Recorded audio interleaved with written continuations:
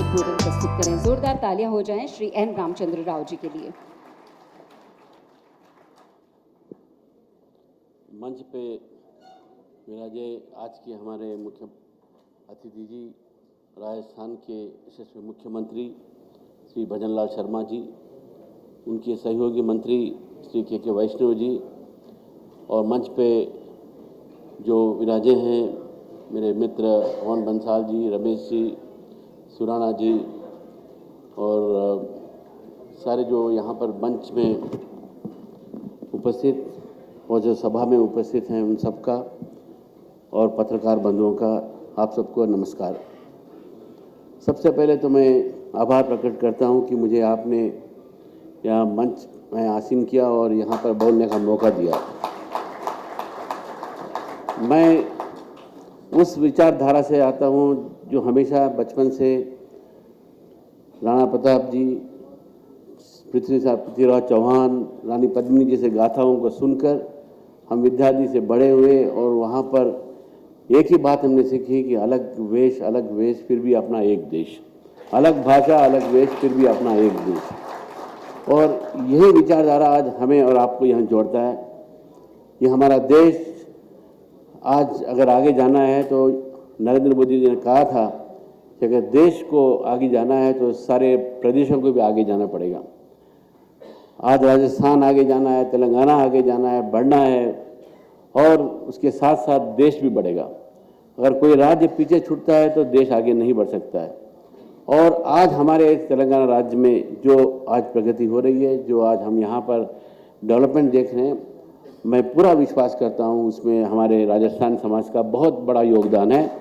और हमारी जो जीएसडीपी आज है यहाँ पर, उस जीएसटी में कम से कम 5% जो योगदान है वो राजस्थानी समाज से है।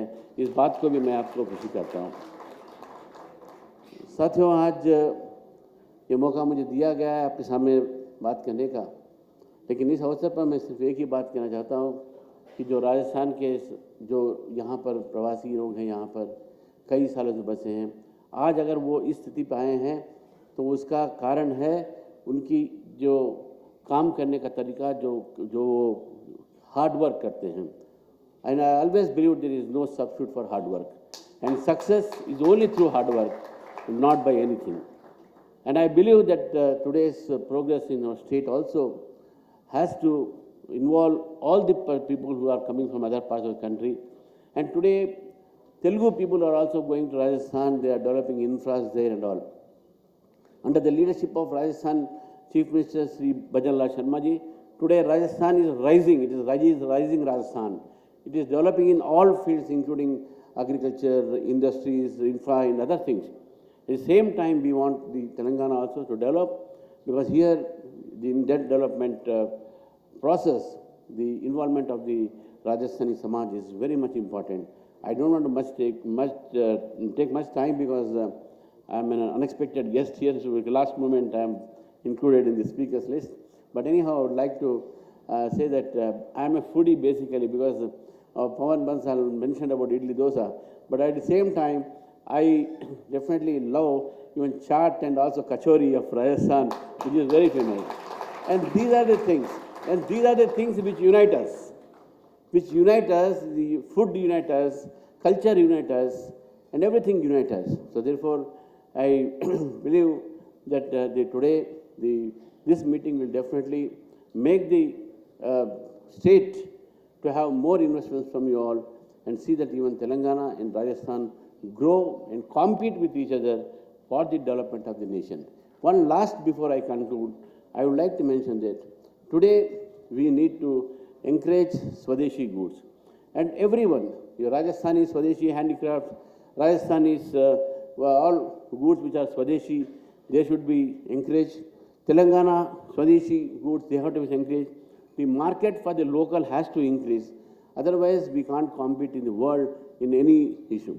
Today, India stands fourth largest growing economy in the world, and soon we will be in third under the leadership of Honorable Prime Minister Narendra Modi. So therefore, I take this opportunity to say these few words to you, and definitely, before I leave this podium, I would like to assure you that I and my party stands with you always at any point of time. Thank you very much. रहा है हमारा राज्य देश में मौजूदा highways का तीसरा एवं रेलवे का 5वां सबसे बड़ा नेटवर्क है। इसके अलावा राजस्थान में 7 प्रमुख हवाई अड्डे हैं और दिल्ली मुंबई फ्रेंट कॉरिडोर का सबसे बड़ा हिस्सा हमारे प्रदेश में होकर निकलता है। हमने प्रदेश में निवेश के अनुकूल माहौल बनाने के लिए पिछले पौने 2 साल से मैं 20 से ज्यादा नई नीतियां भी बनाई हैं। नीतियां बनाने का उद्देश्य ये होता है, वो ये नहीं है कि आप आइए, किसी को मेहरबानी कर दें, किसी को नहीं करें। ये पहले चलता था, लेकिन हमने नीति बना करके सभी लोगों का ठीक प्रकार से काम हो, इसके लिए हमने नीतियां बनाई हैं। कई पुरानी नीतियों को समय के अनुकूल बनाया ताकि जब आप प्रदेश में निवेश करें तो आपको किसी भी तरह की समस्या ना हो। आपको ये बताते हुए मुझे खुशी हो रही है कि हमारी सरकार कई नए उद्योग क्षेत्रों की स्थापना भी करने जा रही है। अभी हमारे के बिश्नोई जी कह रहे थे, ये भी मैं आपसे कहना चाहता हूं कि पचपदरा में लंबे समय से प्रतीक्षित रिफाइनरी इसी वित्तीय वर्ष में शुरू होने जा रही है। इस रिफाइनरी के आसपास हमने औद्योगिक इकाइयों की स्थापना के लिए पर्याप्त भूमि भी चिन्हित की है, क्योंकि इसमें से रिफाइनरी जिस दिन चालू हो जाएगी, इसमें से 145 प्रकार के प्रोडक्ट उसमें से निकलने वाले हैं। अगर उसके पास में उसके वहां अगर हमारी फैक्ट्री लग जाएंगी तो उसका बहुत बड़ा फायदा मिलेगा। अगर पेट्रोकेमिकल के बारे में अगर आप सोचते हैं तो निश्चित रूप से उसमें हमने अभी चिन्हित कर दिया, रोड हमारा निकल गया, लाइट की व्यवस्था हो रही है, और उसके साथ ही हम 3 शेड बना करके दे रहे हैं कि जिससे आपको जाकर के उसमें मशीन फिट करनी पड़े और तुरंत उस काम को आप चालू कर दें। ये भी हम करने जा रहे हैं। आप राज्य के इस क्षेत्र में उभरती नई संभावनाओं को तत्काल एवं गंभीरतापूर्वक देखें ताकि रिफाइनरी से निकलने वाले विभिन्न उत्पादन पर आधारित उद्योग जल्द से जल्द लग सके। रीको द्वारा पिछले कुछ महीनों में 1232 निवेशकों को भूमि उपलब्ध करवाई जा रही है। कई लोगों को तो यह है कि वो आज ही आए और उन्होंने आज पेपर दिया और 3 दिन में उनकी भूमि हमने चिन्हित करके उसको भूमि दे दी।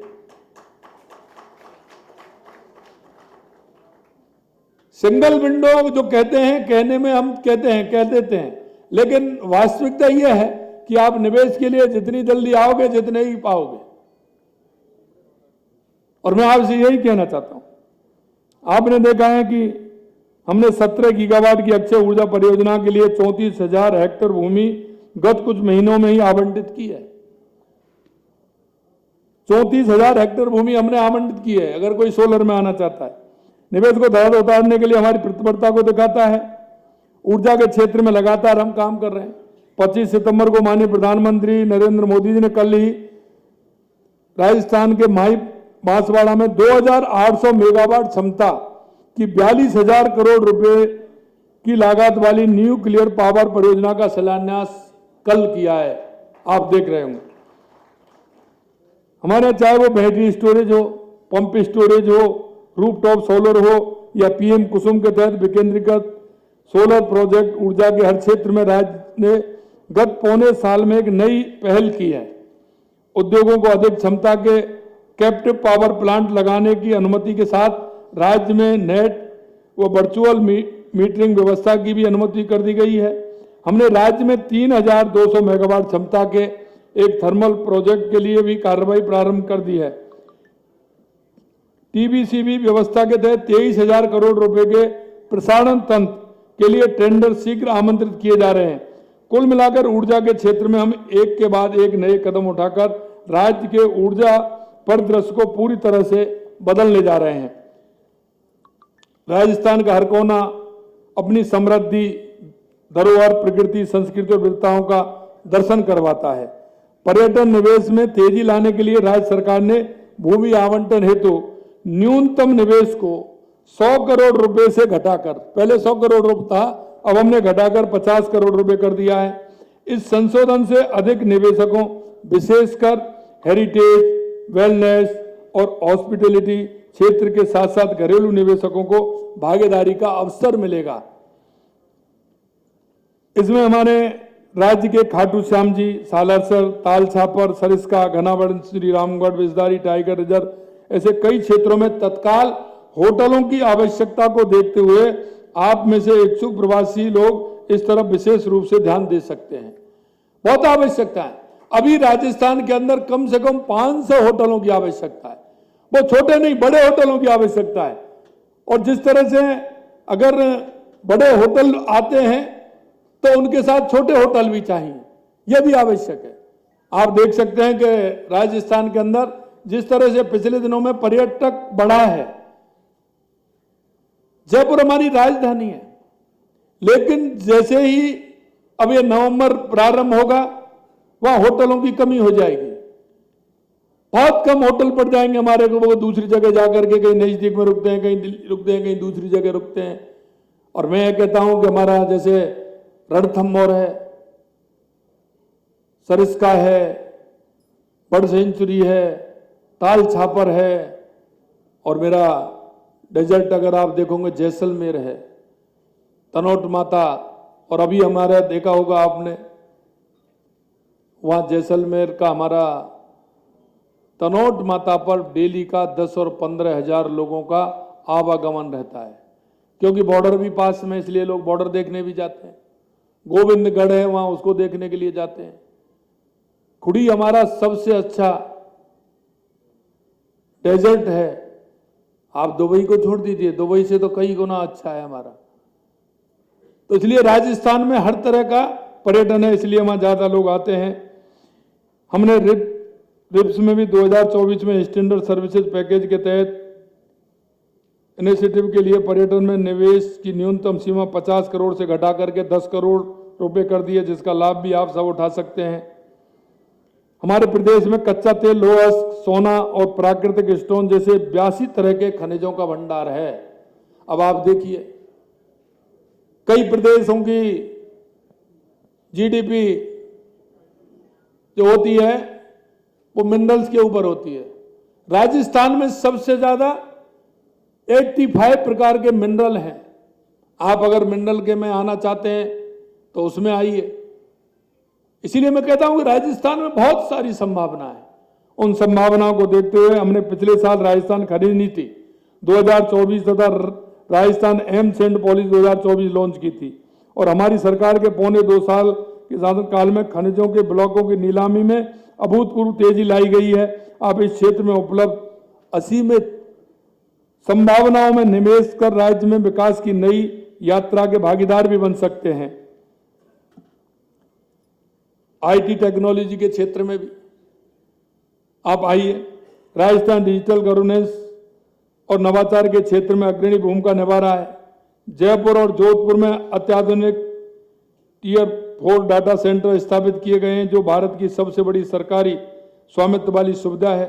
हम राज्य में ग्लोबल कैपेबिलिटी सेंटर तथा डाटा सेंटर स्थापित करने के इच्छुक निवेशकों को सभी प्रकार की सुविधाएं उपलब्ध करवाने के लिए तैयार हैं। हम शीघ्र ही नई सेमी कंडक्टर पॉलिसी भी लाने जा रहे हैं। हमारे यहाँ ऑटोमोबाइल, इलेक्ट्रॉनिक्स, इंजीनियरिंग, वस्त्र, चिकित्सा उपकरण, रक्षा उपकरण, खाद्य प्रसंस्करण जैसे क्षेत्रों में भी निवेश के लिए बेहतरीन अवसर हैं। इनके अलावा आईआईटी, एम्स, आईआईएम, बिट्स जैसे प्रमुख संस्थानों के 88 विश्वविद्यालय राजस्थान के सभी प्रकार के आवश्यक स्किल्ड वर्ग को कोर्स को उपलब्ध करवा रहे हैं। मैं आपसे इतना कहना चाहता हूं भाइयों बहनों, ये सिर्फ शासन तंत्र में बदलाव नहीं बल्कि काम करते हुए आगे बढ़ने की एक ऐसी प्रक्रिया है जो नए राजस्थान की स्थापना करेगी। एक ऐसे राजस्थान की जो अभूतपूर्व गति से विकास के पथ पर अग्रसर हो रहा हो तथा देश के विकास में अग्रिम पंक्ति में खड़ा हो। हमारी सरकार ये सुनिश्चित करने के लिए प्रतिबद्ध है कि हमारे प्रदेश में किए गए हर निवेश सफलता में तब्दील हो। यहां उपस्थित आप सभी से मैं कहना चाहूंगा कि आपके विकास की मंजिल हमारा राजस्थान है और आपकी सफलता में हर कदम पर आपके साथ हैं।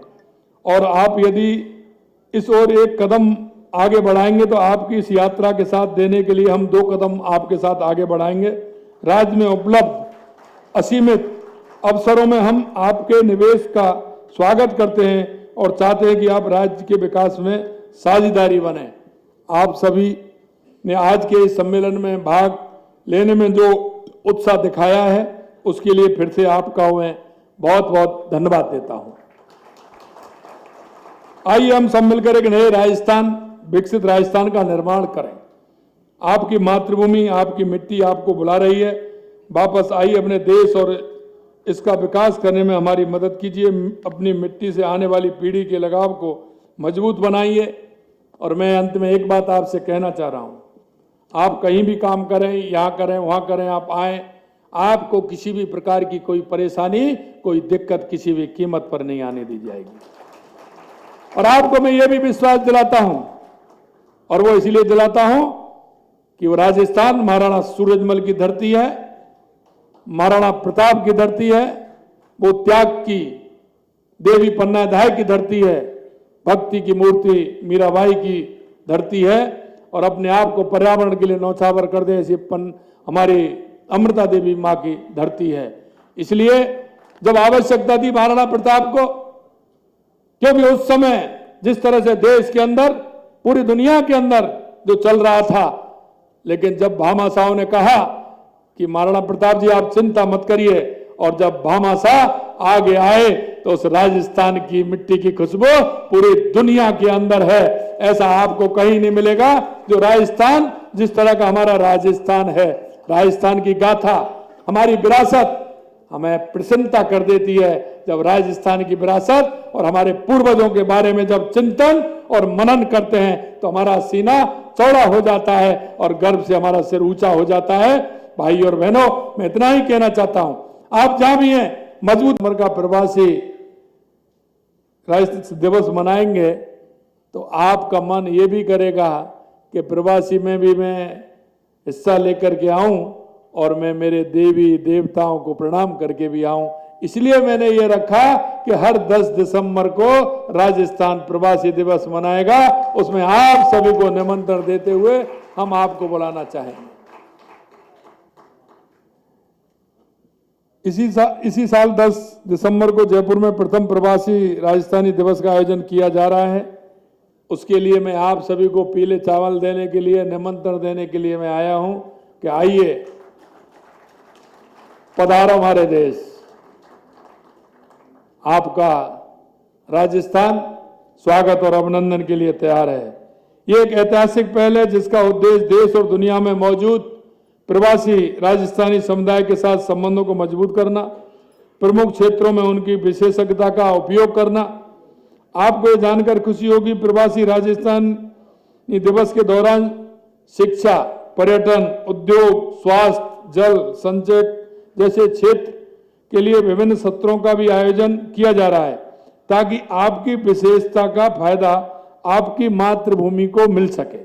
इसमें हमने अलग अलग चैप्टर रखे हैं, और वो चैप्टर हमने इसलिए अलग अलग रखे हैं कि आपकी रुचि किस में है, आप अपनी रुचि किस में दिखाना चाहते हैं। हम हर क्षेत्र में काम कर रहे हैं। और दूसरा, मैं आपसे कहना चाहता हूं कि राजस्थान जिस नजरिए से आप देखते हैं वो आपका स्पष्ट है। राजस्थान में बहुत संभावना है, बहुत संभावना है। और संभावना यह है कि आप किसी भी क्षेत्र में राजस्थान के अंदर काम करें, आप जब जाएंगे तो शायद आपको बदला हुआ राजस्थान नजर आएगा। बदला हुआ इसलिए आएगा कि जिसको मरुभूमि कहते हैं, आज वो हरियाला राजस्थान है। राजस्थान के जितने भी बांध हैं वो भरे हुए हैं। और सबसे पहले जब हमारी सरकार बनी थी तो हमने पहला जो आवश्यकता थी, हमारे मंत्रिमंडल ने बैठ करके विचार किया कि सबसे पहले राजस्थान में आवश्यकता किस बात की है। तो हमने कहा सबसे पहले राजस्थान में आवश्यकता होगा, आप भी समझते हैं, सबसे पहले किस बात की है? पानी की। इसलिए मैं यही कहता हूं कि आपका दिल अभी भी वहीं है, क्योंकि आपको पता है कि राजस्थान में सबसे पहले आवश्यकता क्या है। मेरे भाई और बहनों, मैं यही बात कहना चाहता हूं, देश के यशस्वी प्रधानमंत्री नरेंद्र मोदी जी के नेतृत्व में जो पानी के लिए काम हुआ है 2 साल के अंदर, वो ऐतिहासिक काम हुआ है। क्योंकि जो हमारी ERCP थी, राम जल सेतु योजना, वो हमारे लगभग 17 जिलों की थी। और आपने देखा कि 17 दिसंबर को उसका देश के यशस्वी प्रधानमंत्री ने उस योजना को पास किया, और कल उन्होंने उसका शिलान्यास भी कर दिया, जो 17 जिलों को राम जल सेतु योजना से पानी मिलेगा। शेखावाटी के मेरे बहुत भाई बहन हैं। शेखावाटी के अंदर पानी की कमी है। देश के यशस्वी प्रधानमंत्री नरेंद्र मोदी जी के नेतृत्व में शेखावाटी के लिए यमुना का जल आ रहा है, उसकी DPR बन रही है। आने वाले समय में शेखावाटी में भी खूब पानी होगा, जिसकी कोई चिंता हमें नहीं रहेगी। इसी तरह से आपने देखा हमारा हनुमानगढ़, गंगानगर, बीकानेर, नागौर, फलौदी, जैसलमेर, बाड़मेर के लिए, जोधपुर के लिए हमारी इंदिरा गांधी गंगा नहर से पानी आता है। उसके लिए भी हमने 4,500 करोड़ रुपए मंजूर किए, और इधर हमारा काम चल रहा है। और उधर आपने देख लिया कि अब सिंधु का पानी भी राजस्थान में आने वाला है, ये भी आपको खुशी मिल रही है। जब हमारे प्रधानमंत्री जी गुजरात के मुख्यमंत्री थे तो आपने देखा बाड़मेर, सांचौर, जालौर के लिए नर्मदा का पानी दिया। अभी जो हमारी स्कीम है, लगातार वो स्कीम भी हमारी धरातल पर आई है। हमारी देवास स्कीम है, जिसका आधा पानी हमारा अरब सागर की तरफ जाता था, आधा हिंद महासागर की तरफ आता था। उसमें भी एनीकट और टनल बना के उस पानी को भी ले रहे हैं, जिससे हमारा उदयपुर की झीलें अच्छी रहें, हमेशा भरी रहें। राजसमंद से लेकर के, चित्तौड़ से लेकर के, भीलवाड़ा से लेकर के पानी हमारे को मिले, हमारा बीसलपुर में पानी आए। राणा प्रताप से ब्राह्मणी नदी को लेकर के जोड़ा जा रहा है, जो हमारा बीसलपुर डैम बढ़ जाए, उससे हमारे राजस्थान का आधा हिस्सा है उसमें पानी आ जाए। सोमकमला के माध्यम से बांसवाड़ा, डूंगरपुर, चित्तौड़, प्रतापगढ़, सलूमर, इसको जोड़ा जा रहा है। और इसी से जमाई बांध में पानी डालते हुए उस पानी को भी जालौर और सिरोही और पाली में दिया जा रहा है। मैं आपसे कहना चाहता हूं कि राजस्थान में आने वाले समय में पानी की किसी भी प्रकार से कमी नहीं रहेगी। इसी तरह से बिजली के क्षेत्र में हम बढ़ रहे हैं। सबसे पहले बिजली का हमने किसानों से वायदा किया कि 2027 तक दिन में बिजली देंगे। कल भी प्रधानमंत्री जी ने बांसवाड़ा में उद्घाटन की शिलान्यास किया है। और आने वाले समय में आप देखेंगे, क्योंकि हमारे पास सूर्य की रोशनी सबसे ज्यादा है, ये तो आपको पता ही है। सोलर भी हमारे पास है, आज सोलर में देश में पहले नंबर पर है तो वो राजस्थान है।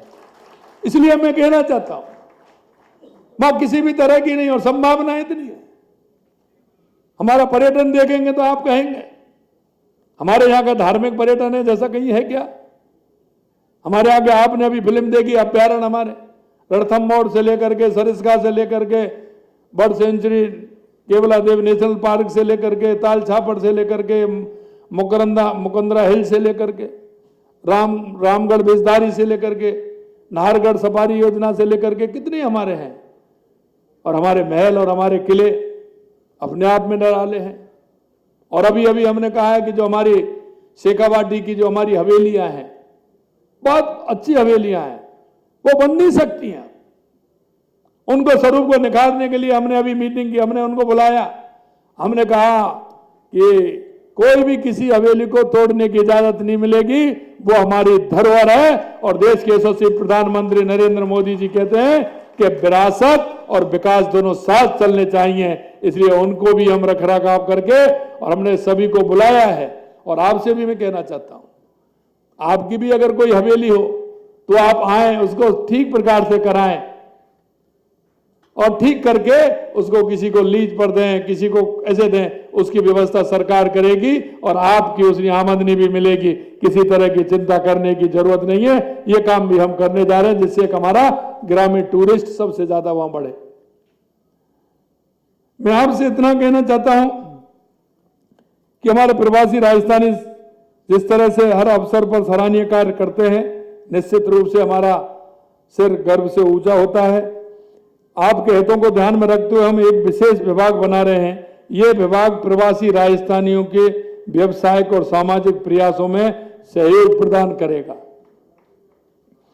हमने पिछले पौने 2 साल में राजस्थान फाउंडेशन को सुदृढ़ किया है। देश में 12 और विदेशों में 14 प्रबुद्ध प्रवासी राजस्थानी को अध्यक्ष नियुक्त कर इन सभी चैप्टर को क्रियाशील किया है। आज हैदराबाद सहित देश के 14 शहरों में तथा New York, London, Tokyo, Singapore, Dubai, Riyadh, Kathmandu जैसे दुनिया के 12 बड़े शहरों में मौजूद प्रवासी राजस्थानी समुदाय से हमने राजस्थान फाउंडेशन के जरिए जुड़ने की कोशिश की है। और यही नहीं, जैसे पी रमेश जी हमारे तेलंगाना के हमारे प्रभारी हैं, क्योंकि वो यहीं के रहने वाले हैं, इनको बनाया। इसी तरह पूरे देश के अंदर जितने प्रदेश हैं उन सब में हमने एक सीनियर आईएएस को उसका प्रभारी बनाया है, जिससे किसी तरह से हमारे प्रवासी भाइयों को कोई दिक्कत नहीं हो, कोई समस्या नहीं हो। अगर आपको कहना है तो आपके प्रदेश का प्रवासी अधिकारी कौन है, उनको आप अपनी बात बताइए। इससे भी और मैं कहना चाहूँ, राजस्थान में रहने वाले परिवारों को यदि किसी तरह की समस्या आती है तो उनके लिए हर जिले में हमने सिंगल पॉइंट कॉन्टैक्ट बनाया है। आपकी समस्या समाधान के लिए हमने प्रत्येक जिले में अतिरिक्त जिला कलेक्टर को नोडल अधिकारी बनाया है, जिससे आपको कोई परेशानी नहीं हो। क्योंकि एक जगह में गया था पिछली बार, मां हमसे कहा था कि साहब हमारी पुरानी हवेली है, हमारी दुकान है, हमारा मकान है, हमारी जमीन है। मैंने कहा आप चिंता मत करिए, आप यहाँ काम करिए, उसकी हिफाजत करना हमारा काम है। आपको किसी भी तरह से नुकसान नहीं होने देंगे, उसकी हिफाजत हमारी सरकार करेगी। इसलिए हमने एक नोडल अधिकारी आपको बनाया है। हम चाहते हैं कि प्रवासी राजस्थान न केवल निवेश अनुकूल वातावरण का लाभ उठाएं, बल्कि अपने पैतृक गांव में जहां क्या आप रहने वाले हैं, शिक्षा, स्वास्थ्य, जल संचय और आधारभूत ढांचे को विकास में सहयोग करें। मुझे ये भी कहना है, राजस्थान आज विकास की नई ऊंचाइयां छू रहा है और इस प्रगति में आपकी भूमिका अत्यंत महत्वपूर्ण है। आपकी सलाह, आपके अनुभव, आपके निवेश और आपके योगदान से हमारा समृद्ध राज्य दुनिया के मानचित्र पर प्रमुख स्थान पा रहा है। पिछले साल दिसंबर में आयोजित राइजिंग राजस्थान ग्लोबल, मैंने जैसे कहा 35 लाख करोड़ रुपए के एमओयू हुए थे। कल मैंने, क्योंकि मार्च में 3 लाख करोड़ के हो गए थे, कल प्रधानमंत्री जी की उपस्थिति में हमने कहा कि हमारे 3 लाख मार्च में और 4 लाख हमारे अब तक हमारे जमीन पर आ चुके हैं। इसलिए मैं कहना चाहता हूं कि 35 लाख करोड़ में से 7 लाख करोड़ रुपए का निवेश हम उतार चुके हैं। यह प्रदर्शन अपने आप में बदलते राजस्थान के बारे में सब कुछ कह रहा है। हमारी कोशिश है केवल निवेश के बारे में नहीं, ये राजस्थान के भविष्य का सक्षम बनाने, राज्य को समृद्धि और विकास के मामले में अग्रणी बनाने में Rajasthan is ready, Rajasthan is rising, Rajasthan is ready, Rajasthan is rising, Rajasthan is leading, यह आवश्यक है। हम केवल वादे और बातें करने में यकीन नहीं रखते, हम काम करके दिखाने वाले और परियोजनाओं को धरातल पर उतार कर दिखाने में यकीन रखते हैं। आज राजस्थान सरकार का हर विभाग एक साझा उद्देश्य, आपसी सहयोग, पूर्ण सामंजस्य के साथ काम कर रहा है ताकि राजस्थान को $350 बिलियन की अर्थव्यवस्था में बदल सके। राजस्थान का उत्तर और पश्चिम भारत के प्रमुख बाजारों से सीधा जुड़ाव, हमारा राज्य बड़े अवसरों की भूमि बन